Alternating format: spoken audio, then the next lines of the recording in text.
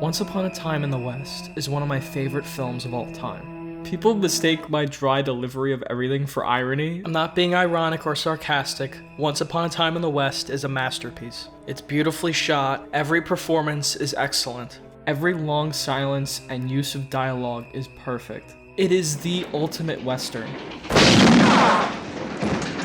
The score is by Ennio Morricone. Maron. Seriously one of the greatest composers of all time. Recently he did the score for The Hateful Eight.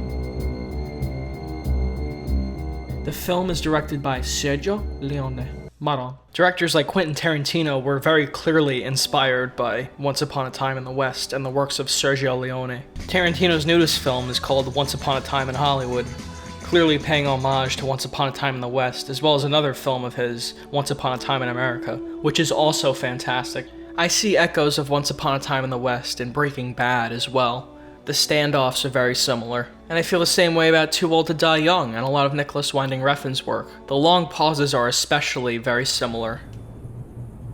Of course I can't dig her out in these. Try. There are multiple cuts of Once Upon a Time in the West. There's a 140-minute long cut that was released for the US. Then there's another version that's 165 minutes long. That's the one I recommend you watch because it's better. And it's totally worth it. Because you want to know one thing this movie nails? Suspense.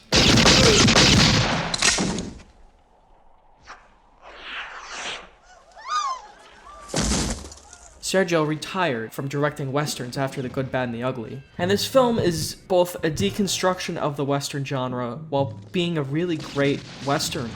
It's similar to Unforgiven in that way, deconstructing the myth of the gunslinger. And he doesn't celebrate them and their actions as he's done in his previous films. There's a lot of references to westerns in this, especially the Dollars trilogy. The three gunmen at the beginning were originally supposed to be Clint Eastwood, Lee Van Cleef, and Eli Wallach. Instead, for the opening, they managed to get Woody Strode and Jack Alem, who are also most well known for their roles in westerns. This is the only western Leone managed to shoot in the US, as most of his films are shot in Spain. In his previous films, he'd allow the actors to speak in whatever language they wanted, usually the language that was native to them, and he'd just dub it in English later on. In the Dollars trilogy, you can see this quite often. When a man with a .45 meets a man with a rifle, the man with a pistol will be a dead man. This isn't in this film as much, and if it was, it definitely wasn't as noticeable. In the background of the film, we see the industrialization of the West. We see modern-day industry literally coming into the town, as represented by the train. This film has a rather large ensemble cast with characters like Morton and Wobbles. No, not Frankie. Okay, these aren't main characters. The main characters are Jill McBain, a recent widow who's now forced into taking care of this land. Cheyenne, a crazy outlaw who has kind of a heart, and is also hilarious. You know, Jill, you remind me of my mother. She was the biggest whore in Alameda and the finest woman that ever lived. There's Frank, a cold-blooded killer for hire, whose main client is Mr. Morton, a railroad tycoon who wants Jill McBain's land. And then finally we got the best character, Harmonica. Inside the dusters there were three men. So? Inside the men there were three bullets. Charles Bronson stares into your soul in this film.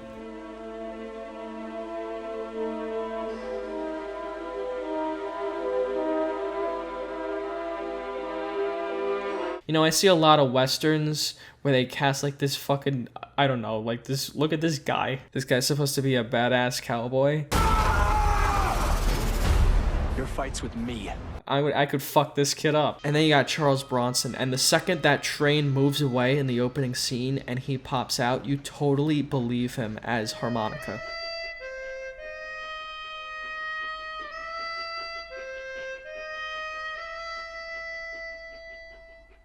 This is a guy who doesn't talk unless he absolutely needs to, and everything that comes out of his mouth is badass. You'll bring a horse for me?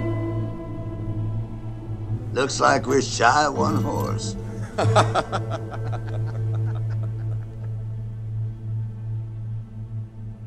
You brought two too many. The opening scene is the most incredible building of tension I think ever in a film. It's a 10-minute long, nearly dialogueless segment with just three guys at a train station. They're waiting for Charles Bronson to show up, and it's just them hanging out. This guy's fighting with a fly, this one's just waiting, drinking water out of his hat.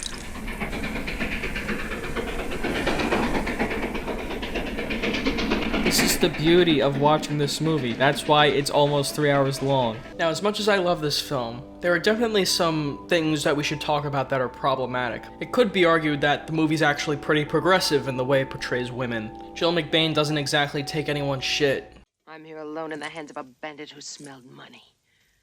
If you want to, you can lay me over the table and amuse yourself. And even call in your men. Well, no woman ever died from that. When you're finished, all I'll need will be a tub of boiling water. And I'll be exactly what I was before. With just another filthy memory. And she's basically the main character of the film, the most rational and grounded human being, surrounded by a bunch of cold-blooded murderers and greedy fucking bastards. But there is some stuff that is definitely problematic.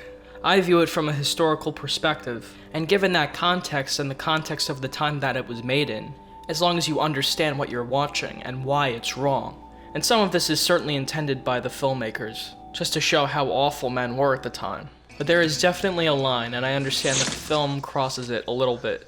She's also a prostitute. But Jill is also a very strong character in a lot of ways. She's the driving force of the plot, she's the most sympathetic and human character, and metaphorically she represents the future of the American West. She came to the West for a new life, she was going to be a mother and have a home, and then Frank kills her entire family before she even shows up. It's really dark, but she gets through it and puts it behind her. And by the end of the film she has a purpose, and a life again. I think most of the use of sound in this film is great, but there's of course a lot of dubbing. Tell Frank I want to negotiate with him. Personally.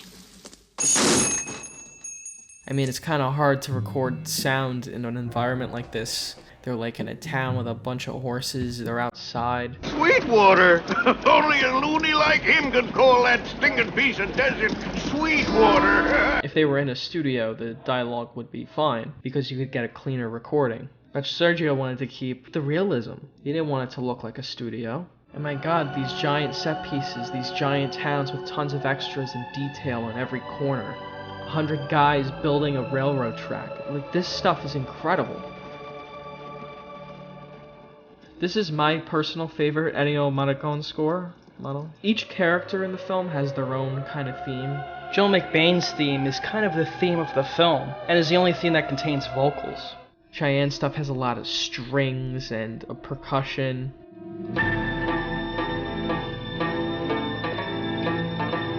Harmonicas is of course a harmonica.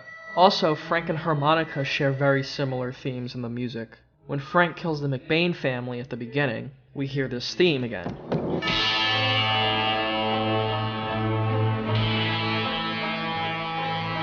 It's also incorporated into harmonica's theme. It's also at the end of the film, these two themes kind of combine.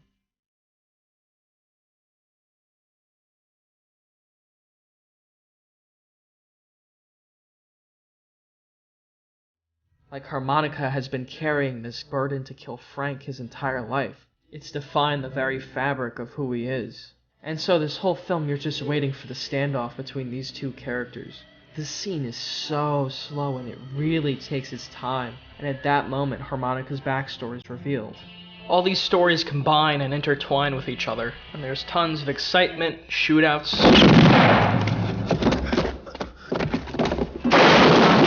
courtroom drama, slapping, and epic stare-downs.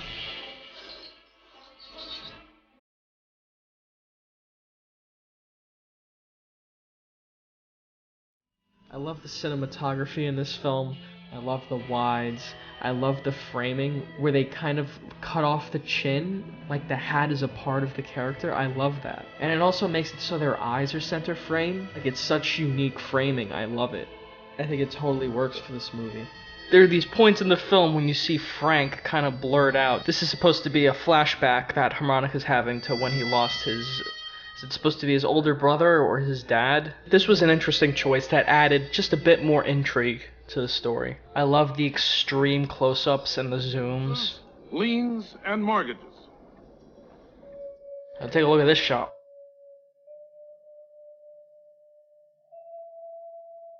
That's epic. The film has a very good pace, even though it's slow. There's plenty of action and intrigue along the way. I love this shot when Frank kills the last of the McBain family. And then we cut immediately to the train. It's just an extension of Mr. Morton's railroad empire. Nel muoversi. What else is there to say about such an epic masterpiece such as Once Upon a Time in the West? Just go watch it.